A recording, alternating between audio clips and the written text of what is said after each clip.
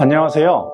영진닷컴에서 검색광고 마케터 1급 GP를 맡은 박노성입니다. 부산에 있는 신라대학교 광고홍보학과에서 학생들을 가르쳤고요.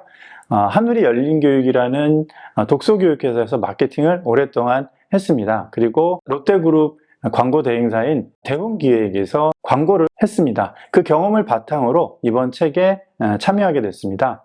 저희가 기본적으로는 그 검색광고 마케터라는 자격증을 따기 위한 책이다 보니까요. 이론을 설명하는 부분에 그림으로 이게 좀 자세하게 설명하는 건 좀 한계가 있었어요. 동영상을 통해서 관련 매뉴얼들도 한번 살펴보고 그 문장이 어떤 내용을 뜻하는지 세세하게 살펴보도록 하겠습니다. 실제로 문제도 저와 함께 풀어보고요. 또 관련된 내용을 사전에 학습하시면 저희 책을 읽고 문제를 풀고 자격증을 대비하는 데에 어려움이 별로 없지 않을까 이렇게 생각을 합니다. 이론을 설명하는 부분과 간단한 문제 푸는 게 끝나면 나중에 혹시 기회가 되면 광고 계정도 직접 열어서 여러분과 함께 볼 수 있는 그런 기회도 마련하도록 하겠습니다.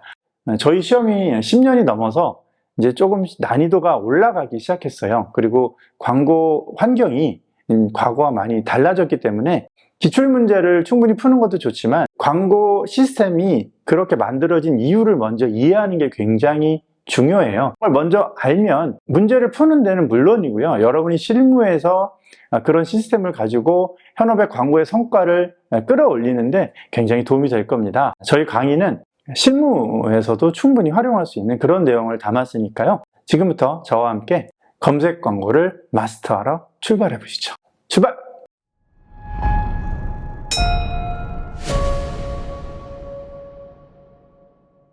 검색 광고 마케터 1급이고요.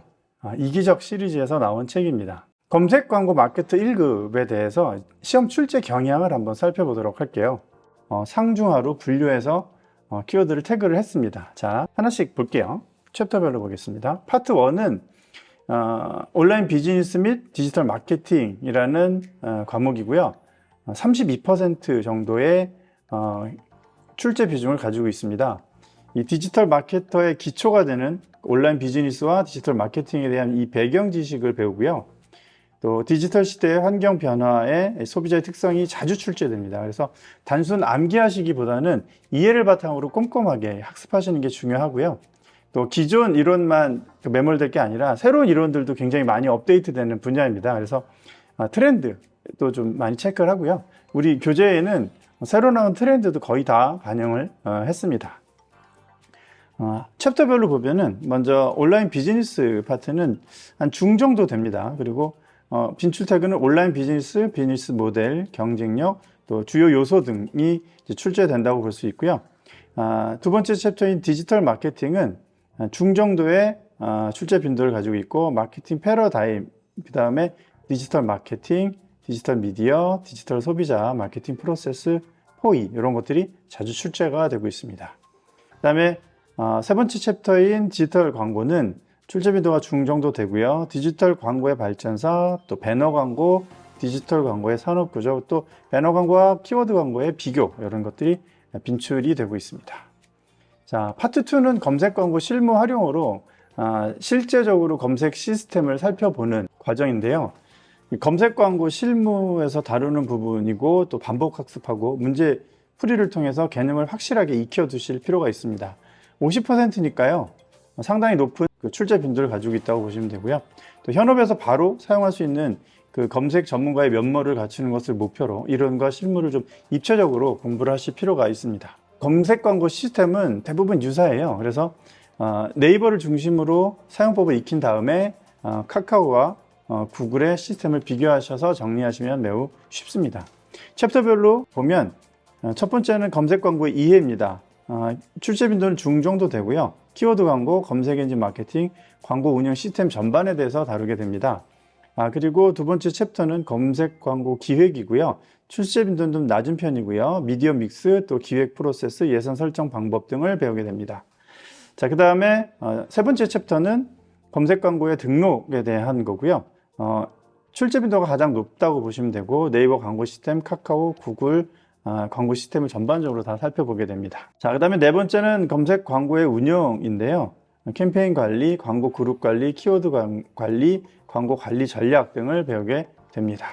세 번째 파트는요, 검색 광고의 활용 전략으로 출제 빈도가 높지는 않은데 이 챕터 첫 번째에 여기 효과 분석을 위한 사전 이해 및 실제 효과 분석에서는 여러 가지 효과 측정 툴이 나옵니다. 여기 계산 문제가 많이 나오기 때문에 연습을 굉장히 많이 하셔야 되는 챕터라고 보시면 되고요. 전반적으로는 매출과 영업 성과를 끌어올리는 부분에 대한 내용이고요. 그 다음에 퍼포먼스 광고인 검색의 특성, 그리고 효과를 수치로 분석하고 성과를 끌어내는 방법까지 구체적으로 살펴보셔야 합니다.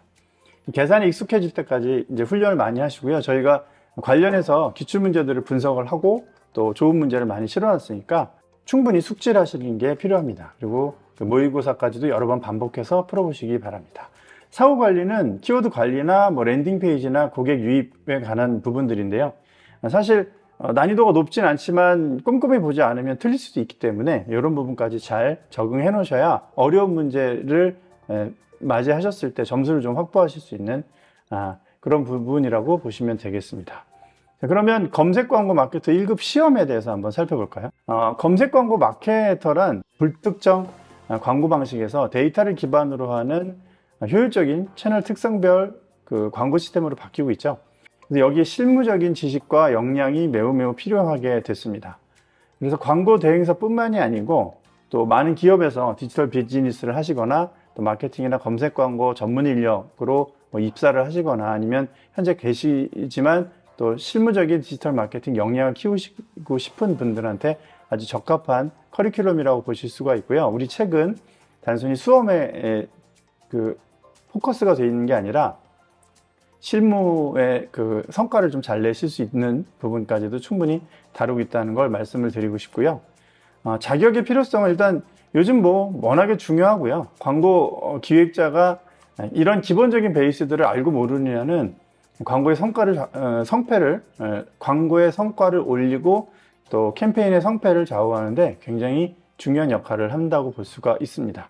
자격증은 국가 공인 자격증은 아니고요. 민간 자격증입니다. 자세한 내용은 민간 자격 정보 서비스에서 참고하시면 되고요. 자, 시험은 비대면 원격 시험으로 진행이 됩니다. 시험 과목은 온라인 비즈니스 및 디지털 마케팅, 그 다음에 검색 광고 실무 활용, 검색 광고 활용 전략, 이 세 가지. 객관식 40문항, 단답식, 그러니까 주관식이죠. 20문항입니다. 시험 시간은 1시간 반 정도 되고요. 배점은 100점입니다. 70점 이상을 맞추셔야 되기 때문에 상당히 노력을 요하고요. 40점 미만이 되면 꽈락입니다. 등록하는 방법은 정보통신기술 자격 홈페이지에서 신청하시면 되고요. 응시 자격은 제한이 따로 없습니다. 그리고 검정 수수료를 내고 이제 원서 접수를 하신 다음에 시험에 응시하시고요. 시험 시간은 2시부터 3시 반까지고요. 시험 끝난 다음에 3주 후에 발표가 나게 됩니다. 자, 그러면 검색 광고 마케터 1급 과정에 대해서 어떤 내용이 있는지 한번 살펴볼까요? 파트 1의 온라인 비즈니스 및 디지털 마케팅에서는 첫 번째 챕터가 온라인 비즈니스, 그 다음에 두 번째가 디지털 마케팅, 그리고 디지털 광고에 대해서 배우게 됩니다. 파트 2에서는 검색 광고 실무 활용이라고 해서요. 검색 광고의 이해, 그리고 검색 광고 기획, 등록, 운영 이렇게 배우게 됩니다. 파트 3에서는 검색 광고 활용 전략이라고 해서요. 효과 분석을 위한 사전 이해 및 실제 효과 분석, 그 다음에 사후 분석 이렇게 배우게 됩니다. 자, 그러면 파트 1 온라인 비즈니스 및 디지털 마케팅으로 들어가 보도록 하겠습니다. 자, 챕터 첫 번째입니다. 온라인 비즈니스에 대해서 한번 살펴볼까요? 온라인 비즈니스는 컴퓨터나 스마트폰이나 이런 통신 기술이 굉장히 발달이 됐잖아요. 그래서 정보를 생성하고 또 유통이 굉장히 빨라졌습니다. IT 하는데 폭발적으로 기술이 성장을 했어요. 인터넷을 통해서 상품을 거래하거나 IT 기술을 기업의 경영에 폭넓게 적용한 사업 분야를 온라인 비즈니스라고 부르죠. 온라인 비즈니스의 구조와 요소를 한번 살펴볼게요. 온라인 비즈니스의 구조는 기존의 이렇게 전통적인 비즈니스와 구분 문제가 자주 출제가 됩니다. 기존의 전통적인 비즈니스에서는 생산, 물류, 판촉이 주요 경영 활동의 대상이었죠. 근데 이제 온라인으로 넘어오면서 고객 정보의 양과 질, 또 고객의 경험 가치와 공유, 그 다음에 사용자 검증에 의한 신뢰도 구축 같은 것들이 매우 중요해졌어요. 그래서 요 좌우로 제가 표를 나눠 드렸는데 차이점을 잘 구분하셔서 살펴보실 필요가 있습니다. 이걸 투입 요소와 생산 요소로 다시 한번 또 구분해 볼 수가 있는데요. 전통적인 비즈니스에서는 제품을 생산하기 위해서 원자재나 부품이나 중간재가 투입이 돼요. 온라인 비즈니스에서는 이런 것도 중요하지만 디지털 형태의 정보가 투입되기도 하죠. 네, 또 온라인 비즈니스의 생산 요소를 보면 전통적으로는 간접재나 완제품 형태의 산출물이었다면 온라인 비즈니스에서는 정보나 지식재, 고객에게 제공되는 솔루션 등 다양한 형태의 산출물이 생산이 되죠.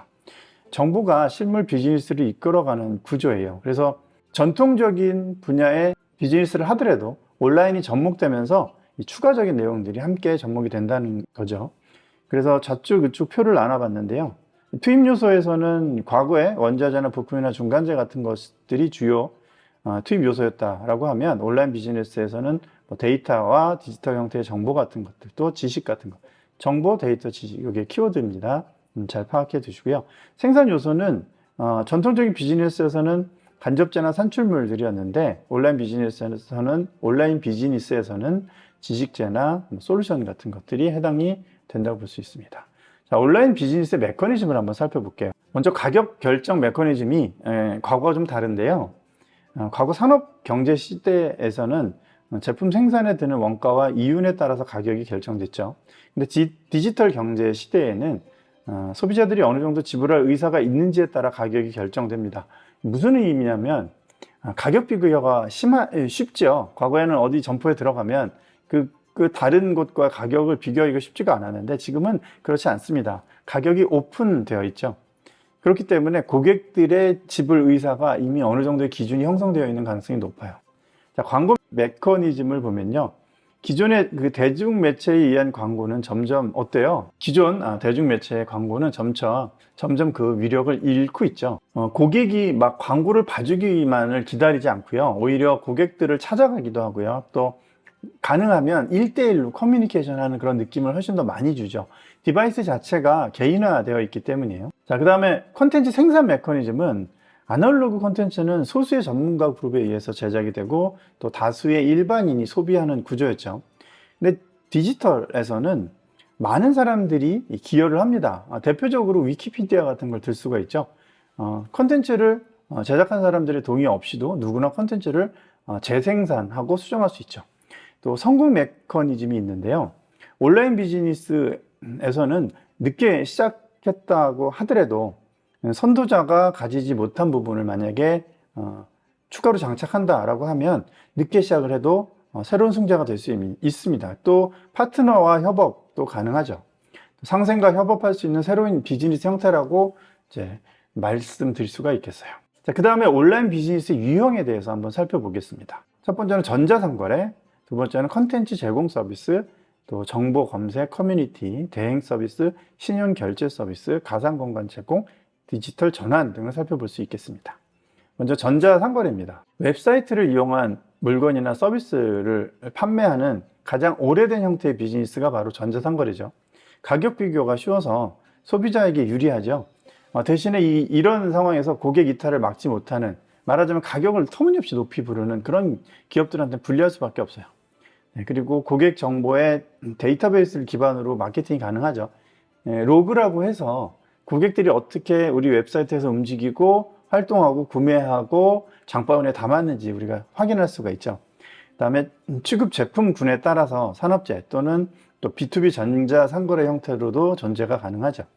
또 다운로드 방식으로 판매하는 소프트웨어들이 많이 있어요. 그리고 각종 구독 서비스 역시 전자상거래 범위로 해석할 수가 있어요. 대표적인 게 뭐가 있을까요? 다운로드 방식으로 판매하는 소프트웨어, 또 각종 구독 서비스. 대표적으로 음반 같은 거겠죠. 과거에는 우리가 쇼핑몰에서 CD를 배송을 받았죠. 지금은 어때요?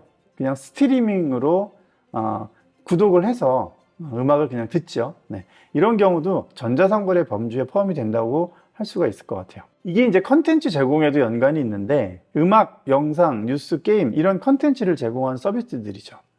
디바이스가 다양해지면서 영화나 이북 같은 거를 제공하는 컨텐츠의 범위가 늘어나고 있어요. 앞에 좀 전에 살짝 말씀드렸지만 컨텐츠가 디지털로 이렇게 좀 많이 들어오는 경향을 보이고 있어요. 유튜브나 또 이제 넷플릭스 같은 특정 분야의 인기 플랫폼이 등장하면서 산업 자체가 형성이 됐습니다. 아마존 넷플릭스 같은 서비스를 가지고 있죠. 뭐 이런 플랫폼들이 등장되면서 전자상거래가 단순히 물건을 배송해 주는 것이 아니라 소프트웨어나 구독으로도 이 영역을 많이 넓히고 있어요. 쿠팡에서도 뭐 쿠팡 플레이 그런 서비스도 하죠.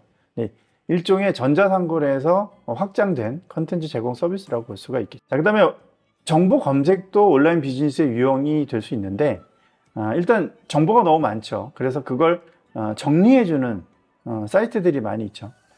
초창기에는 디렉토리라고 해서 무슨 뭐 뉴스나 아니면 뭐 지역이나 이런 걸 막 찾아가지고 뭐 헬스 뭐 이런 식으로 카테고리 쭉쭉 지나가면 그 안에 원하는 사이트들이 쭉 리스트가 되어 있었어요. 이제 야후가 대표적이었죠. 그 이후에는 이제 모바일이 발달되면서 검색을 하는데 이 검색을 말로 또 하게 하는 빅테크 기업들이 많이 늘고 있었죠. 요즘에는 챗GPT가 인기를 끌고 있죠.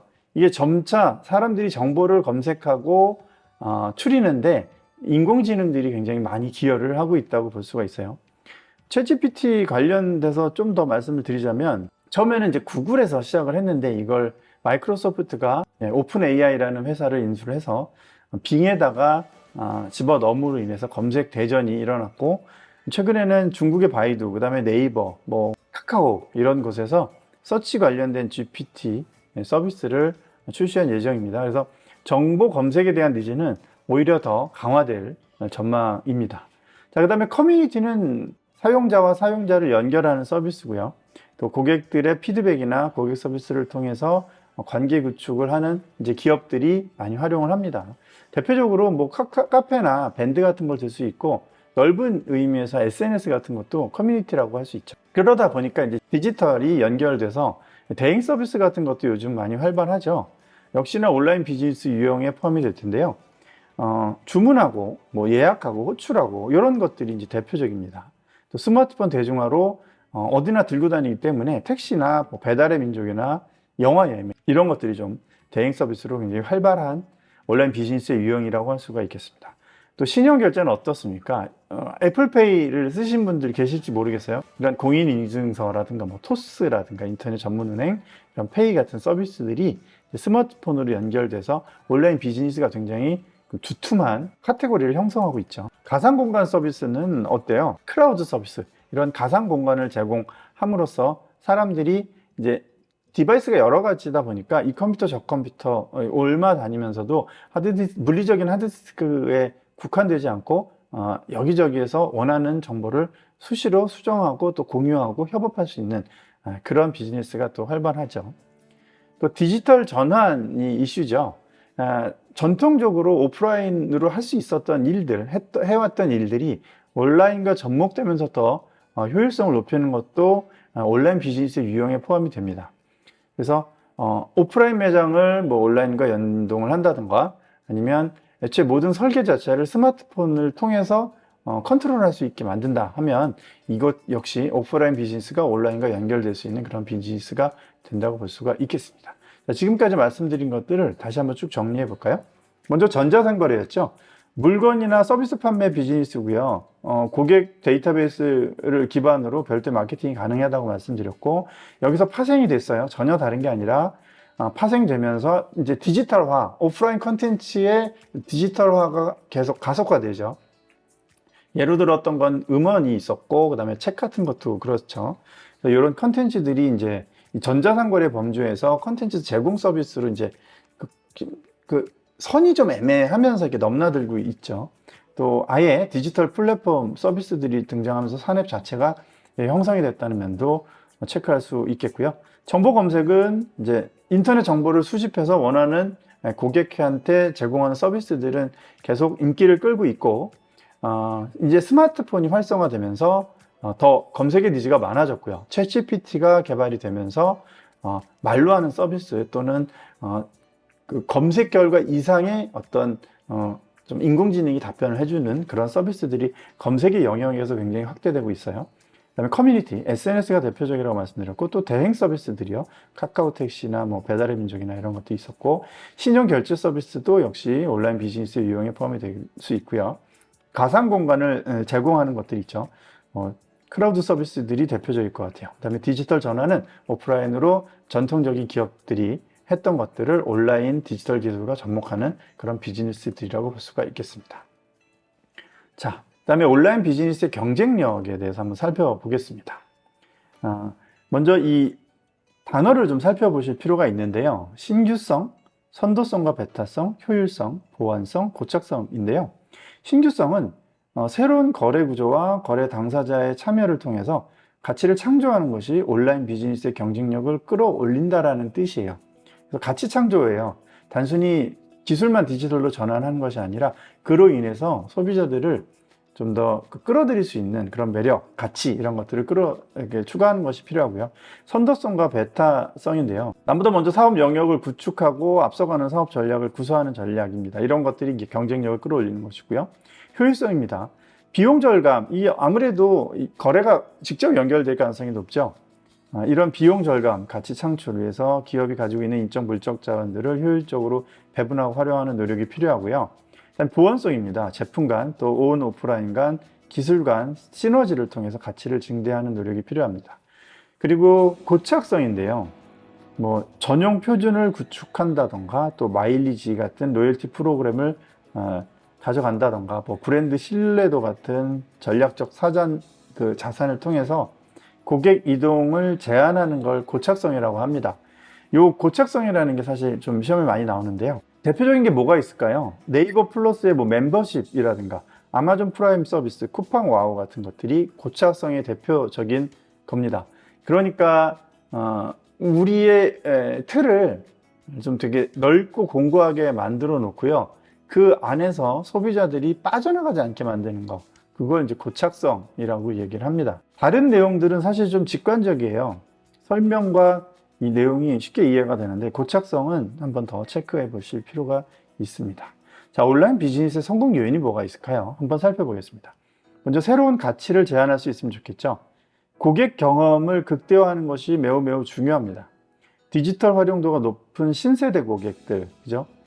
또 MZ세대로 대표되는 이 사람들의 경험이 왜 필요하고, 요즘 MZ세대라는 말이 굉장히 많이 나오는데, 이 사람들이 마케팅의 주력이 된 이유는 이들의 경험이 5, 60대 미중년들한테도 영향을 많이 미치기 때문에 그래요. 이 사람들이 따라하고, 또 이제 뭐 좋은 거 있으면 좀 이렇게 받아들이려고 하고, 이 MZ세대가 유행의 핵심이기 때문에 이 사람들을 통해서 이제 퍼져나가는 역할이 굉장히 큽니다. 그래서 이들의 경험을 극대화하는 게 매우 중요하고요. 그다음에 고객 관점에서의 사용자 인터페이스도 중요합니다. 인터페이스라는 거는 키보드나 디스플레이처럼 사람이 사용할 수 있도록 기계와 연결하는 걸 인터페이스라고 하죠. 고객이 좀 편리하게 해당 서비스를 쓸 수 있도록 만드는 거, 이런 인터페이스를 좀 사용자 친화적으로 만드는 게 중요하겠죠. 네, 그 다음에 신속한 자원 운영 시스템입니다. 온라인 비즈니스 환경은 매우 빠르게 변하죠. 그래서 신속한 사업 운영, 또 과감한 신규 서비스 도입 등 또 효율적인 자원 운용에 대한 의사 판단이 성패를 좌우한다고 할 수 있습니다. 할까 말까 이렇게 망설이면 순식간에 누가 치고 들어오죠.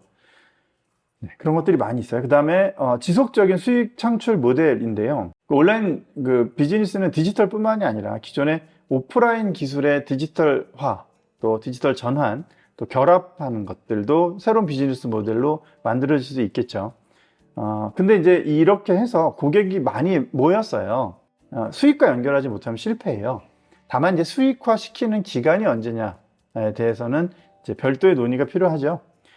그래서 선순환 구조의 구축이 중요해요. 올해같이 금리가 높아지니까 사실 사용자만 많이 모았던 서비스들이 최근에 많이 힘들어했죠.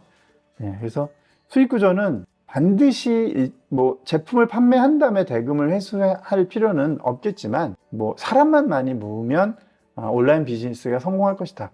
이런 시대는 조금 지나지 않았나 싶습니다. 제품 판매와 대금 회수라는 이 전통적인 비즈니스 구조를 따르지 않은 것이 대표적으로 카카오톡이죠. 한 2, 3년 정도는 사용자를 모으고 계속 적자였다 하죠. 그러다가 이제 조금씩 그 사업화할 수 있는 것. 처음에 이제 게임 같은 거였었죠. 뭐 그 애니팡이었나요? 네. 그래서 조금씩 수익화되면서 이제 대기업 반열에 올랐죠. 그다음에 또 차별화된 컨텐츠도 매우 중요합니다. 요즘은 뭐 IP라고 해서 재산 같은 것들도 굉장히 높은 부가가치를 창출하는 걸로 되어 있죠. BTS 같은 경우에는 유튜브를 활용해서 본인들을 차별화된 컨텐츠로 마케팅을 하기도 했고요. 카카오톡의 이모티콘으로 출발한 카카오 프렌즈도 차별화된 컨텐츠의 대표적인 성공 요인의 하나로 볼 수가 있겠습니다. 온라인 비즈니스 모델을 한번 살펴보겠습니다. 대표적으로 포털 사이트, 검색 엔진, 디지털 컨텐츠, 소셜미디어, 전자상거래, 이게 이제 온라인 비즈니스의 모델이라고 전형적으로 이야기가 되고 있는데, 여러분 혹시 포털 사이트하고 검색 엔진은 뭐가 다른지 알고 계시나요? 굉장히 좀 혼동스러운 개념이라서 이것도 한번 정리해 보겠습니다. 포털 사이트는, 이게 포털이라는 말이 영어로 웅정한 정문이라는 뜻이죠. 인터넷 사용자가 처음 웹브라우저에 접속을 했을 때 처음 들어가는 사이트를 이제 전통적으로 불렀죠. 포털 사이트의 주요 매출이 광고 수익에서 발생되었었고, 여기서 이제 배너 광고의 시초가 만들어졌죠. 또 가장 많은 사람들이 드나들기 때문에 동일한 비용의 광고를 해도 더 많은 사람들이 볼 수 있죠. 그래서 더 많은 광고주들이 들어갈 수도 있고, 더 많은 광고주들이 몰리기 때문에 수익도 높고, 그런 구조가 만들어지죠. 이 전통적인 포털 사이트는 그랬어요. 어디가 있었죠? 네, 야후 같은 데가 있었죠. 포털 사이트의 특성은 일단 유동인구가 가장 번화한 곳에 지금 그 자리를 잡고 있는 거예요. 인터넷 초창기에는 야후 코리아가 대표적인 포털 사이트라고 불렸어요. 이게 이제 전형적인 포털 사이트의 그 원형을 가지고 있고, 지금도 포털 사이트들이 대부분 이렇게 돼 있죠. 네이버도 그렇고, 다음도 그렇고, 네이트도 그렇고, 뭐 줌도 그렇고, 뉴스가 있고요, 검색창이 있고, 이메일이 있고, 밑에 컨텐츠들이 이렇게 쭉 나열돼 있고, 그렇죠. 배너 광고가 있고. 그러다가 이제 이메일 사용자가 등장하면서 한메일 서비스를 제공했던 다음이 야후 코리아랑 똑같은 디자인으로 포털 사이트를 만들었어요. 지금은 네이버가 가장 인기 있는 포털 사이트가 됐죠. 이 모두 다 포털 사이트예요. 그런데 구글이라는 회사가 등장을 해서 검색창만 남기고 나머지는 다 없앤 이런 형태의 포털 사이트를 만들었죠. 그리고 우리나라에서는 아직까지 네이버나 다음을 사용하시는 분이 많겠지만, 구글의 이 검색창만 남기는 포털 사이트 디자인이 전체 세계 점유율의 92%를 달성했고, 야후는 이제 경쟁에서 많이 멀어졌죠. 결국 포털 사이트라는 것은 사용자가 원하는 정보를 가장 많은 사람들한테 제공하는 서비스라고 정의 내릴 수가 있어요. 공통점이 있을까요? 메일 서비스를 했던 한메일도 포털 사이트를 했을 땐 검색창을 가져갔고, 빈 페이지만 남기고 있는 구글도 검색창을 가지고 있으니까 포털 사이트가 지금은 검색창을 같이 끼고 있다라고 볼 수가 있겠어요. 그래서 정리를 한번 해볼게요. 야후 때는 디렉토리와 뉴스 중심이었단 말이에요. 그 다음에 한메일 때는 이게 한메일에 로그인 하려고 들어가면서 이제 몇 가지 여러 가지를 봤죠. 또 그 자연어 검색이라고 제가 특별히 이야기한 거는 그 엠파스라는 검색 엔진이 굉장히 인기를 끌었죠. 역시 또 하나의 포털 사이트였고요. 형태들은 유사하지만 성격이 조금씩 바뀌었어요. 하지만 그 모든 것들을 다 포털 사이트라고 얘기하는 건 유동인구가 가장 많은 번화가에 들어가 있는 사이트들이죠. 네. 당분간은 이 검색 엔진이 포털 사이트의 지위를 유지할 것으로 예측이 됩니다. 자, 이번에는 검색 엔진이에요. 그러니까 검색 엔진하고 포털 사이트는 같을 수도 있고 다를 수도 있겠죠. 검색 엔진은 온라인상에서 다양한 정보를 사용자가 입력한 키워드에 맞게 제공하는 서비스죠. 또 사용자가 원하는 검색 결과를 만들기 위해서 이제 알고리즘에 대한 논의도 활발하죠. 검색 엔진의 종류, 이제 포털 사이트 아까 말씀드렸어요. 네이버나 다음 같은 경우에 대표적으로 검색 엔진이면서 포털 사이트였어요. 그 다음에 그냥 검색 엔진도 있어요. 구글, 덕덕고, 빙 이런 것들은 그냥 검색 엔진을 표방하고 있어요. 또 여러 가지 옵션을 추가를 하면 포털 사이트 형태로 바뀌기도 하죠. 네, 검색 엔진이면서 포털 사이트. 근데 그런 차이들이 있고, 그 다음에 검색 엔진 솔루션 업체들도 있어요. 요즘은 검색이 되게 중요하고, 사람들이 좀 원하는 결과값에 메뉴를 찾아 들어가는 것보다 원하는 키워드를 선택하고 싶어 하죠. 그래서 코리아 와이즈너즈나 코난 테크놀로지나 솔트룩스 같은 곳은 이 검색창을 제공하죠. 홈페이지 같은 거 구축할 때 검색 알고리즘도 같이 판매하는 그런 서비스들이죠. 역시나 검색 엔진이라고 볼 수가 있습니다. 자, 그 다음에 디지털 콘텐츠인데요. 디지털 콘텐츠는 기존의 아날로그 콘텐츠를 디지털 기기 안에서 소비되도록 변하는 것들이 대표적으로 이제 디지털 콘텐츠라고 할 수가 있어요. 초창기에는 영상, 이미지, 음원, 책 등이 이제 파일 형태로 만들어져서 공유가 되고 있고요. 지금은 아예 디지털 기기로만 유통할 수 있는 그런 플랫폼들이 만들어져서 또 다양한 독자적인 수익 모델을 구축하고 있죠.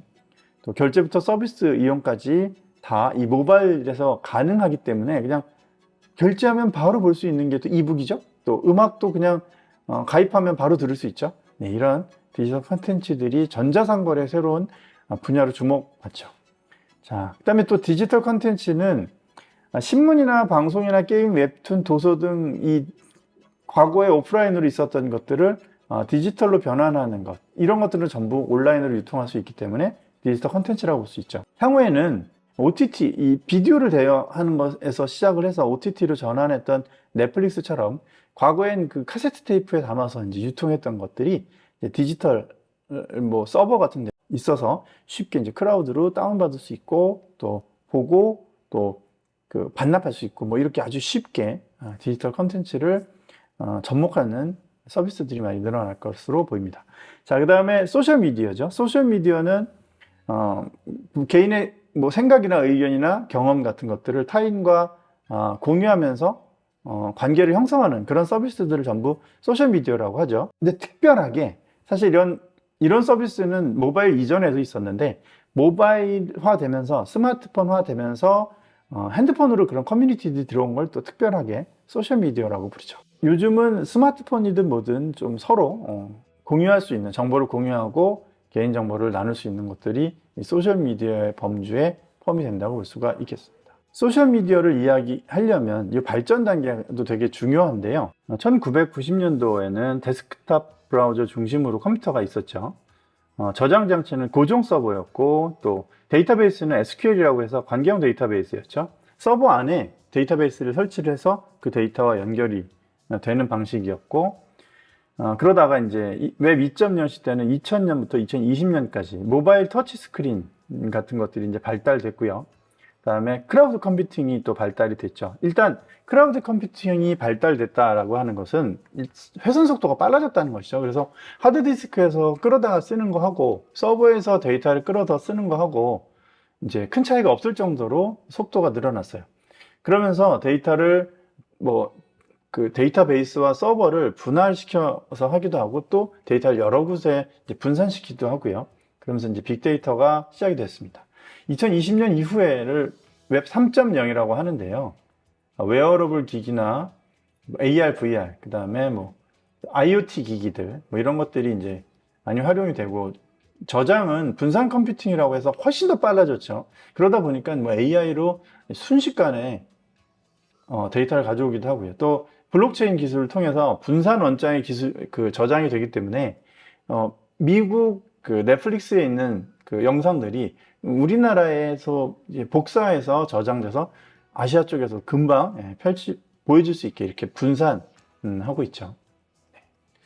자, 그러다 보면 이제 여기서 이제 소셜미디어 발전 단계를 연결해서 살펴볼 수가 있는데요. 웹 1.0 시대에는 사람들이 이제 인터넷 커뮤니티 동호회 이런 것들을 활용했다라고 하면 이제 웹 2.0 시대에 스마트폰이 발달되면서 페이스북이나 인스타그램 같은 것들이 이제 소셜미디어로 인기를 끌기 시작했죠. 이제 웹 3.0 시대에서는 페이스북이 이제 여러 가지 웨어러블 기기를 만들고 있는 거 여러분들 알고 계시죠? 그래서 VR이나 AR이나 이런 연구들이 활발하게 이루어지고 있습니다. 이 전자상거래는 사실 종합 쇼핑몰부터 이 오픈마켓 형식까지 전자상거래가 도달되어 있지 않은 것이 거의 없어요. 또 검색 엔진이면서 포털 사이트인 이 네이버는 오픈마켓인 스마트 스토어를 중심으로 해서 검색하고 쇼핑하고 결제로 이어지는 네이버의 쇼핑 생태계를 구축하는 것으로 유명하죠. 또 쿠팡은 쿠팡와우라든가 여러 가지 이제 마켓플레이스 등을 선보여서 다 이제 전자상거래 범주 안으로 이제 본인들의 서비스를 많이 가져오려고 하고 있고요. G마켓이나 옥션을 인수한 SSG닷컴도 이제 백화점이나 이마트나 스타벅스 뭐 이런 것들 다 연결하고요. 또 야구단까지 접목해서 옴니채널 방식으로 온라인하고 오프라인을 전부 연결하는 서비스를 하고 있죠. 스마트폰 사용자가 늘어나면서 삼성페이, 네이버페이, 카카오페이, 토스 이런 간편 결제 서비스가 증가하고요. 또 정보통신에 이런 것들이 이제 발달되다 보니까 온라인 쇼핑을 좀 불편해 하셨던 어르신들이 이 페이가 발달되면서 이제 대거 코로나 때 사용 경험을 많이 늘리시고 그러면서 이제 온라인 쇼핑의 비중이 굉장히 높아졌죠. 또 이 모바일 서비스의 발달은 단순히 물건을 사고 파는 전자상거래뿐만이 아니라 예약이나 택시 호출이나 배달 서비스 같은 것들로 이제 많이 확대되어 가고 있다고 볼 수가 있겠습니다. 자, 모바일 비즈니스 모델을 한번 정리를 해볼까요? 포털 사이트가 있었죠. 그 다음에 검색 엔진이 있었습니다. 두 가지는 뭐 같으면서도 다를 수 있었어요. 네, 그 다음에 디지털 컨텐츠는 전통적인 오프라인으로 주고받았던 그 컨텐츠를 디지털화해서 판매하는 걸 볼 수 있고요. 그 다음에 소셜 미디어는 이제 웹 2.0 시대에 등장을 했던 것이 웹 3.0에서 VR이나 AR, 그 다음에 메타버스 이런 것들로 영역을 조금씩 확장해 나가는 형태라고 볼 수가 있겠죠. 그 다음에 전자상거래는 단순히 이제 물건만 사고 팔고 하는 것에서, 그 다음에 백화점식에서 개인적인 물건들을 팔 수 있고, 그 다음에 최근에는 네이버는 스마트 스토어 중심으로 검색 쇼핑 결제를 연결하려고 하고, 쿠팡은 자체 배송에 이제 강점을 가지고 있고, SSG닷컴은 온라인과 오프라인을 연결하는 옴니채널을 보유하고 있고, 이런 면에서 전자상거래 형태가 많이 변화되고 있다라고 볼 수가 있겠습니다. 이제 챕터 1 온라인 비즈니스를 우리가 살펴봤는데요. 주요 문제들 몇 개를 한번 풀어보겠습니다. 자, 온라인 비즈니스와 달리 전통적인 비즈니스가 가진 요소로 옳은 것을 고르시오 라고 되어 있습니다. 디지털 형태의 데이터 혹은 정보가 중심 요소로 투입된다. 지금 전통적인 비즈니스에 대해서 묻죠. 근데 이제 디지털 형태의 데이터가 아니죠. 원자재나 부품이나 중간재라고 말씀드렸고요. 자, 그 다음에 신규 비즈니스의 등장과 몰락, 그리고 대체가 쉽지 않다. 어때요? 전통적인 비즈니스 맞죠? 온라인 비즈니스는 이렇게 신규 서비스가 들어오고 나가는 게 되게 쉬웠는데, 전통적인 비즈니스는 아무래도 온라인 비즈니스보다는 쉽지 않겠죠. 2번이 답입니다.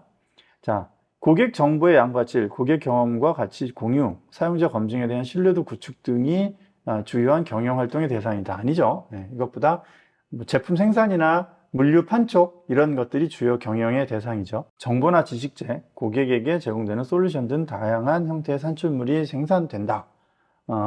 아니죠. 간접재나 완제품 같은 것들이 주요 산출물의 대상이었죠. 자, 두 번째 문제를 한번 풀어보겠습니다. 디지털 시대의 비즈니스 메커니즘을 요약한 내용으로 옳지 않은 것은? 자, 가격 결정 메커니즘이에요.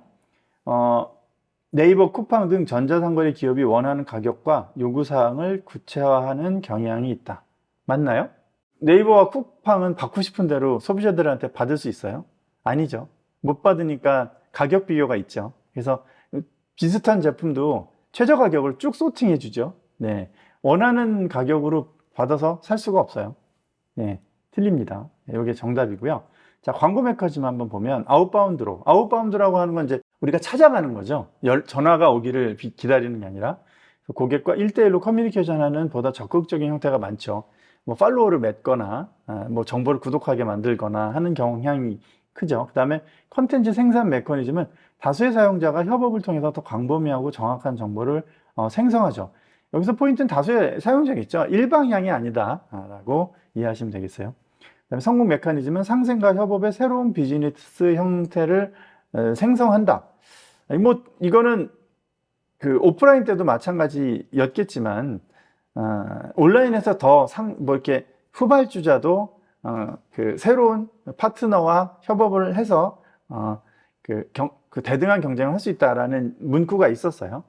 그래서 이것도 잘 체크하시고요. 정답은 2번이었습니다. 자, 세 번째. 온라인 기업의 경쟁력은 효율성, 보안성, 고착성, 신규성이라는 관점에서 창조될 수 있다. 이 중 고착성에 대한 설명으로 옳은 것은 한번 볼게요. 새로운 거래 구조, 거래 당사자의 참여를 통해 가치를 창조하는 것. 이건 뭐죠? 뭐에 대한 건가요? 네, 신규성이죠. 신규성. 자, 그 다음에 거래 비용의 절감을 통해서 가치를 창출하는 것. 이건 뭘까요? 네, 효율성이죠. 효율성. 네, 그 다음에 제품 간, 온오프라인 간, 기술 간, 경영 활동 간 시너지를 통해 가치를 증대시키는 것. 이거는 뭘까요? 네, 보안성이죠.